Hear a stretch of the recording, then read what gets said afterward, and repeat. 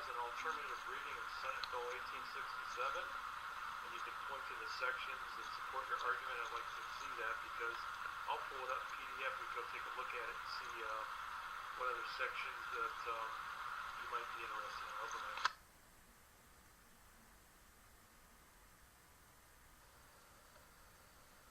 Date 21 December 2012, which could be the end of all, perhaps. Why that date? On what do you believe they might have based that? I'm going to ask how the Mayans might have known to pick that specific date, 21 December 2012. How did they know? We'll be right back. You believe all this is a recurring cycle of destruction, yes? I think we have to be open to the possibility that it's a recurring cycle of destruction, because that's precisely what the ancient myths say, that there is some dark danger that visits the earth periodically over long periods of history. It may go away for thousands and thousands of years. It may be completely forgotten. It may be something that people never ever think about, but then like a grim avenger, it comes back, it returns to strike us down again. And there seems to be some kind of cycle operating, which perhaps we don't fully understand. And I suppose the alarming prospect, and the one that should focus our minds and that we should consider seriously, is that this cyclical cataclysm spoken of in the ancient myths and in the traditions just might return in our own time. We should learn the lessons of history, that we should be aware that what struck our ancestors down may return to strike us again today. We could indeed be facing the return. All we have are the memories and the traditions and perhaps the warnings that have been passed down to us by ancient civilizations. And there's no doubt in my mind, very clearly ringing out like a bell, is a warning coming down to us from the past. And do you think one of those warnings was issued by the Mayans? Yes, I do. I think the Mayan calendar is extremely interesting in this respect. And the Mayan calendar does, of course, contain a prophecy which could be interpreted as a prophecy, literally, of the end of the world in our time, certainly of the end of civilization as we know it, and very specific dates.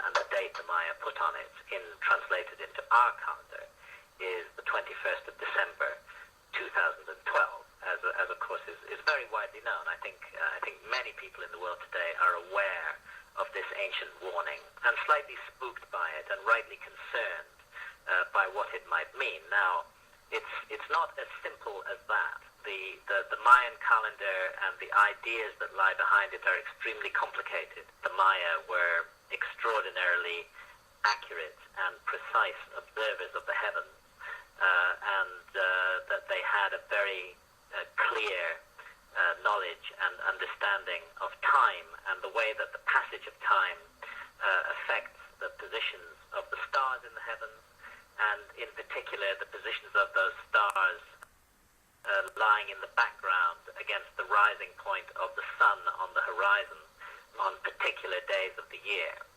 And what happens on 21 December 2012, and in fact really, as John Major Jenkins points out, we're looking more at a window here rather than a very specific and exact moment, a window of about 40 years.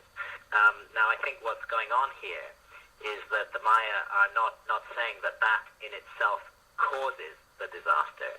I think they're saying that is the marker by which we can recognize the return of the disaster. It's like a clock in the heavens, and their astronomy was so accurate that they were able to predict this event thousands and thousands of years ago. Well, given that date and a 40-year window, our butts are just about hanging out that window now. Our butts are right hanging out of that window now, and I do think that we need to take seriously what the Maya had to say, but that it also involves responsibly studying exactly what the Maya did have to say.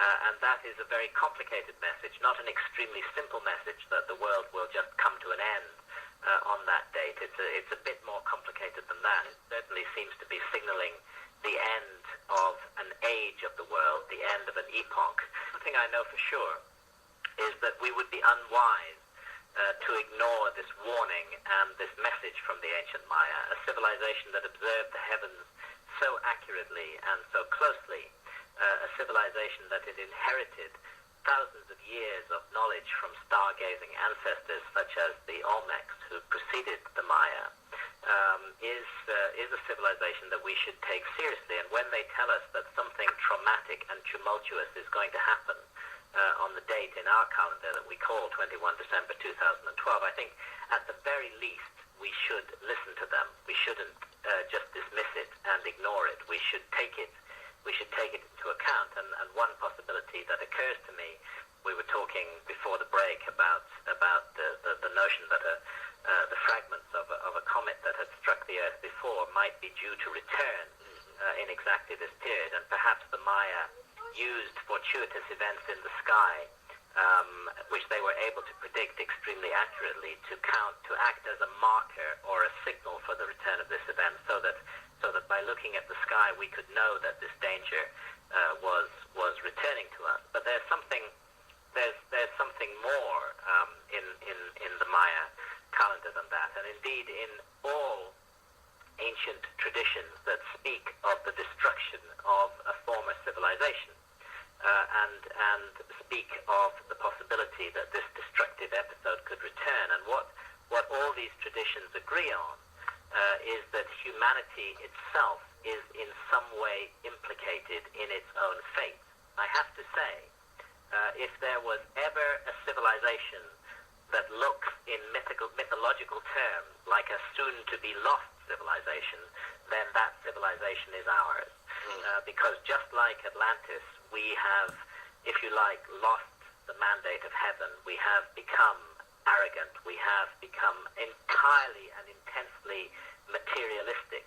That there may be hope in this prophecy as well as fear, that there may be light in this prophecy as well as darkness, that somehow, perhaps, if we can transform our own consciousness, then even if a disaster does afflict the Earth, we will be better placed to deal with it in some way. So, do you believe, Graham, do you believe it's possible, certainly at the fringes of science, there's beginning to be a recognition of the possible power of consciousness? yes.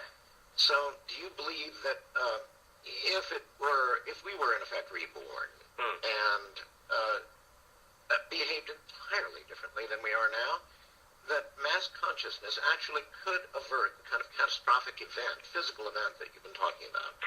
Avert it, or at least make its consequences less damaging, and perhaps avert it entirely. Yes, I do believe that. There's so much wisdom has come down to us from antiquity that sees mankind not simply as a little local issue here on this planet, but really as the focus of a kind of cosmic struggle between the forces of light and the forces of darkness, and that the decisions and actions of mankind may rebound far beyond ourselves out into the cosmos, that we may in fact be the fulcrum on which the entire cosmos pivots. And while that may sound very self-aggrandizing, it is the message of the ancient text. It is, for example, the message of the Gnostic text, the Nag Hammadi library that comes down to us from Egypt, that was found in 1945, documents that were written more than 2,000 years ago, see us as the focus and fulcrum of a cosmic struggle. And I think, again, we need only look into our own lives in the small scale to see how this might work on a much larger scale.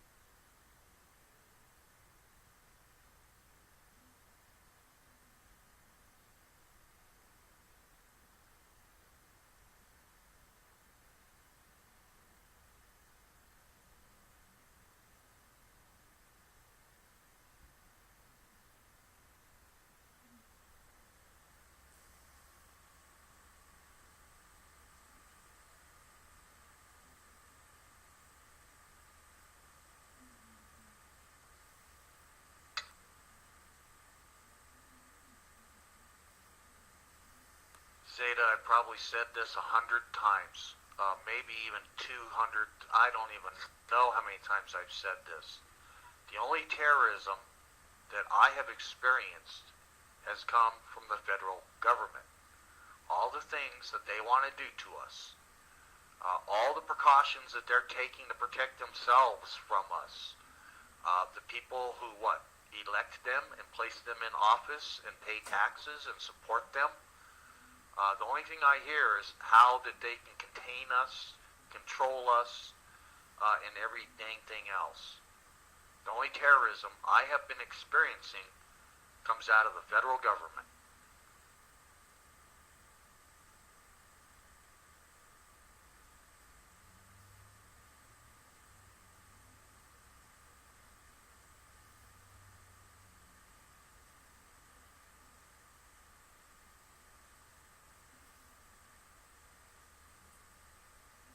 Well, that's what the Second Amendment was set up for, Time Lord,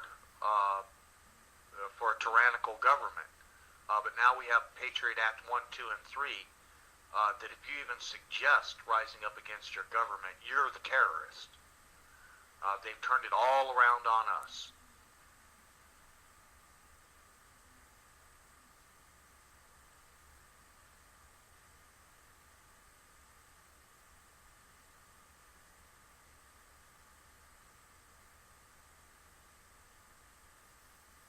If I strap on a rifle on my right shoulder and I carry an American flag on my left shoulder, and I march through the city streets saying, okay, people, it's time. We're going to take our government back. We're going to throw these bastards out of office. We're going to take our country back. How many city streets would I make it before they would shoot me dead?